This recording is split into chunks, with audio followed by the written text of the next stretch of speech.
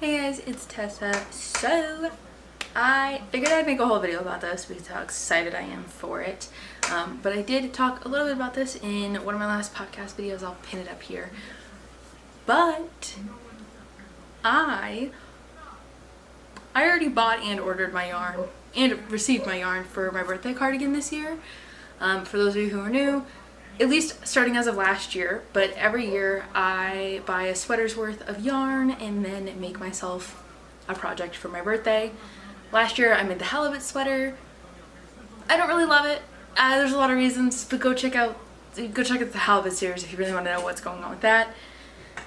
There is one main issue though that I was worried would conflict with this year's project. That of course is mohair. Again, in the halibut sweater, I fucking hated the mohair I used. Although, I think I mentioned it in a more recent video, I think that was an issue on my part because the problem, I think, is that I blow dried like the remaining little bit of water out of that sweater when it was blocking, and if you blow dry mohair at too high of a heat, you can basically fuck up the fibers, which I think partially may have been what I had done, because when I made the Widow's Web shawl, I used the same yarn, blocked it, and dyed it, and I don't have any issues with it. It doesn't irritate my skin at all. And then also I made the Point Edward mitts, and those are made with mohair as well, and I loved those. They're made with Le Petit, or no, Le Knit? Le Petit? I don't know. I'll, again, pin the video. But it's made with that and Malabrigo Rio, which is like a superwash merino. Love these mitts. I wear them all the time. But, so this year for my birthday, I really wanted to try out a new yarn that I hadn't tried previously and that I'd heard a lot of really good feedback on. And if you can't tell, or haven't guessed yet, I ended up buying some of the Knitting for Olive yarn. So I bought some of their standard merino, not the heavy merino, the normal one. And I also bought some of their soft silk mohair. In the merino, I am using the color Cardamom. And in the mohair, I am using the color Dusty Moose. I thought this would be a nice combination for like a more like wearable, I guess. Like a more wearable cardigan, because it's more of like a grayish tone. Let me show you the swatch, because of course I've already made my swatches. But here is the swatch. It definitely leans a little bit more cool than I was intending for, but I don't hate it. I actually think it looks really nice, and I think it's really cohesive. And if at different angles you can see a little bit that there's some more of like the brownish tone from the Cardamom, while some little areas have a little more of the grayish tone from the Dusty Moose. But I was a little worried initially when it came, because I thought it was gonna be a lot lighter in color, like the yarns. I thought at least the merino was gonna be a little bit lighter in tone, specifically because a lot of people talk about how a lot of these stock photos, at least for the merino, for Knitting for Olive, aren't always the best. And I could not find them using or calling out using Cardamom literally anywhere. Couldn't find it in their tagged, I couldn't find it in their posts. I don't know if maybe I just wasn't looking hard enough. Doesn't really matter. I took a gamble. Love that I took the gamble. But I, like I mentioned, am using their merino and their mohair. I was a little scared to do that just because of my previous not so great experience with mohair. But I am willing to always try new things. And I figure worst case scenario, I'll get to like the halfway point, I'll try on the cardigan, and if I don't like the way it feels, I will not complete it. I will frog the whole thing, and I will use Cardamom with some other color I have, or just use Cardamom single-stranded or double-stranded and see if they have more in the same dye lot and repurchase it. Something like that, I don't know. Maybe I'll look for another color. Maybe I'll get the Dusty Moose merino or something and hold that double instead. I don't know. I did 2 wear tests, okay, with this swatch. And the way I do wear tests are a little bit different than probably anyone does them. But as some of you know, I made this cardigan and I basically wear it literally all the time. I wear it almost every day now. It is so comfortable, really nice in our actually decently cold weather for once in California. But the way I did my swatch test here when I put on the halibut sweater, the two areas that I have a problem with are, firstly, the neck. I hate when things are too close to my neck. I didn't do enough short rows, I feel like, or I didn't cast on enough extra stitches for the halibut sweater because my neckline is so high up and I hate it. So first thing I did was just place the blocked swatch kind of just on my upper chest, see if it bothered me at all. Since this is going to be a cardigan and not a sweater, this isn't going to be too helpful or too useful to me, but it's still good to know. Like I can feel it a little bit, but it's not like grating against my skin. It's not like irritating or scratching at my skin. I can just feel it kind of sitting atop my skin, and I don't think I mind it that much. Again though, this is gonna be a cardigan, not a sweater, so even if that did bother me, I'd kind of be willing to take the gamble still.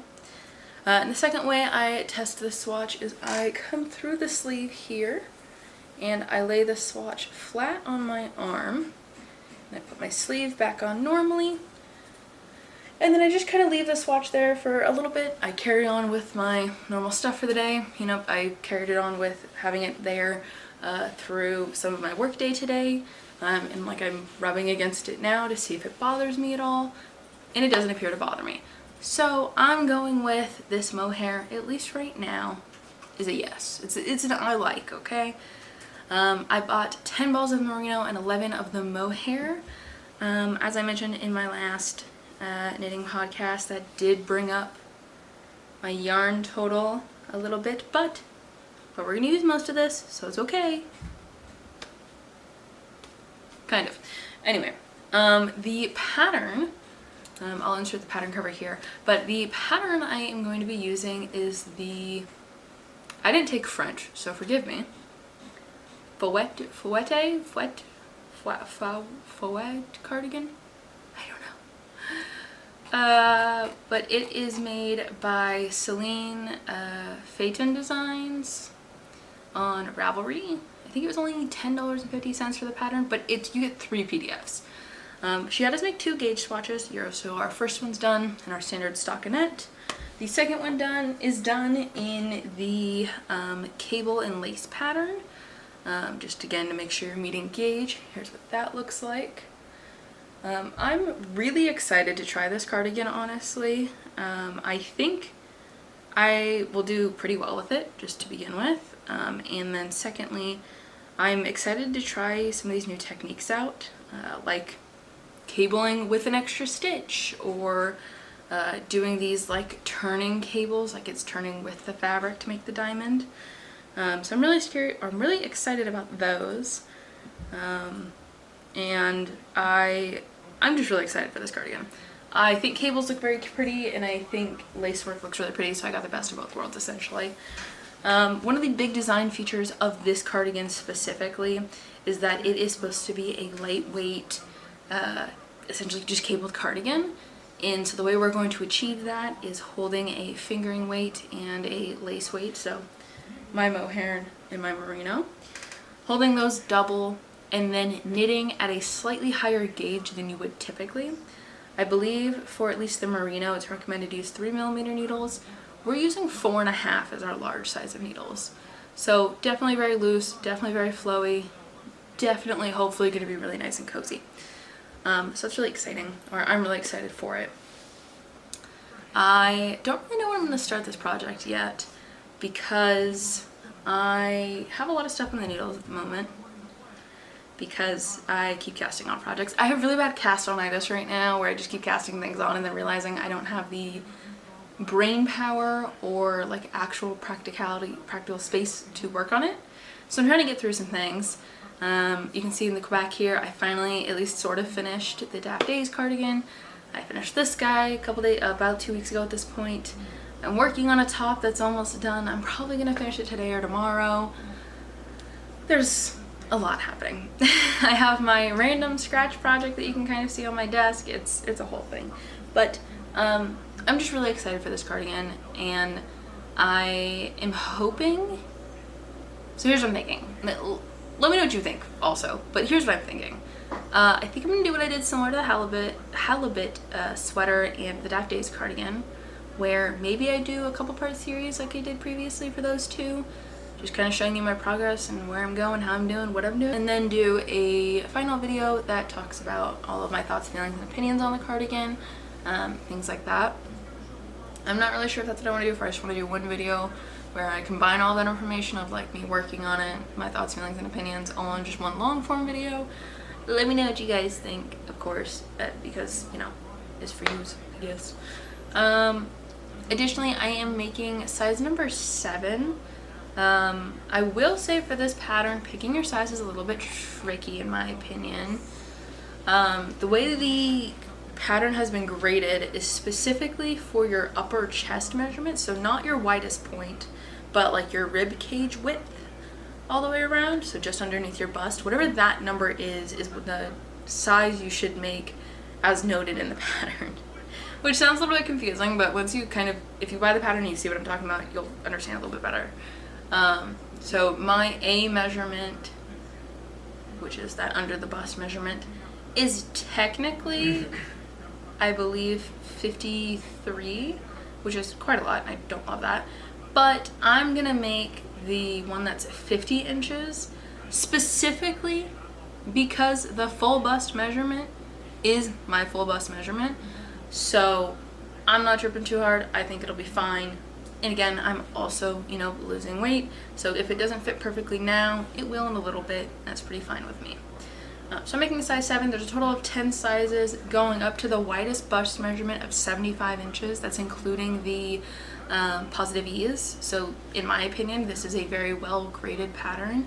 For a size number 1, the bust width at the widest point is 39 inches. I don't know what number that's supposed to be for much smaller, skinnier people because I don't wear that size, so I have no idea. But that's just to give you some insight on that. I also bought way too much of this yarn. I did not have my pattern figured out until after I purchased all my yarn.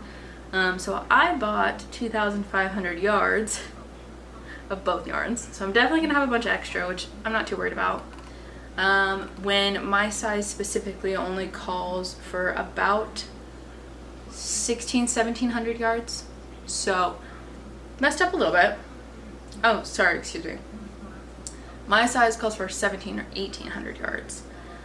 So again, messed up a little bit. I believe that means I should have about 3 or 2.5 of the merino left over and potentially 3 or more of the silk mohair left over at the end of this project, which again, I don't really mind. Maybe what I'll do is I'll make like a muscle burrow maybe, or yeah, maybe I'll make a muscle burrow, either holding the yarn double or single, the merino double or single, just make a matching beanie.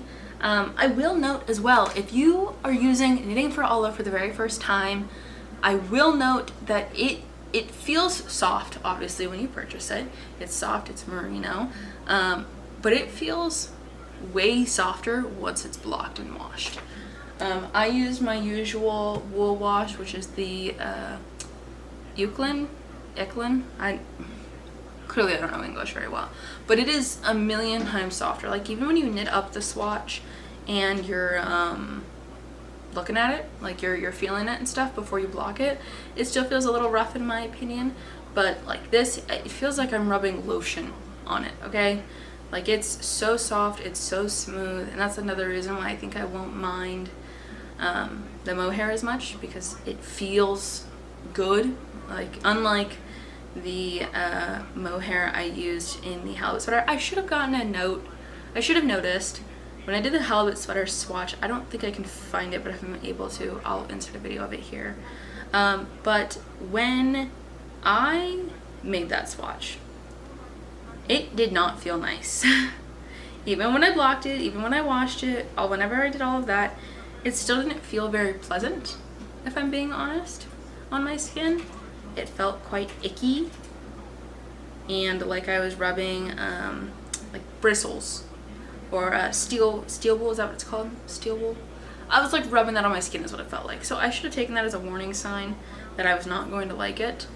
I'm also hoping, since this is a cardigan, it just won't bother my neck too much. I might also just knit the button band using just the cardamom. Maybe I'll hold that double and do it that way. I don't know. Obviously I have some time to think about that. But this pattern is also a drop down, nope. No, is that what it's called? A drop shoulder, top down cardigan. Which just means we start with the back panel. But a fun perk of this pattern specifically is the cabling design that goes down the sleeve is actually where we start our cast on. And it starts all the way up across your shoulder and then clears onto the sleeve. So that's the knitting plans for now for my birthday. I'm very hyped up to do this pattern. I'm very excited to do this pattern. I can't wait. One more thing about this yarn as well. When I was using the halibut sweater mohair, it would shed like crazy. It was quite honestly very frustrating. But this mohair did not seem to shed too much. Like, I'm wearing the same shirt I wore when I did the swatch, and there's basically no fuzzies on me. And there's no fuzzies on my pants or anything that I noticed immediately. I think the other problem with the halibut sweater was for each time I'd run out of yarn, I would cake a strand of the merino or a strand of the wool with a strand of the mohair through my yarn winder. And I'm wondering if maybe that messed up or mixed with some of that mohair and like messed it up or something. I don't really know. All I know is that this mohair and this swatch just feels a lot better. But I'm gonna stop rambling and repeating myself at this point, and I'm gonna get going. Once again, if you want multiple videos or if you just want one video about this cardigan, let me know. And if you want to eventually see that video, subscribe. And I will see you guys next time. Bye.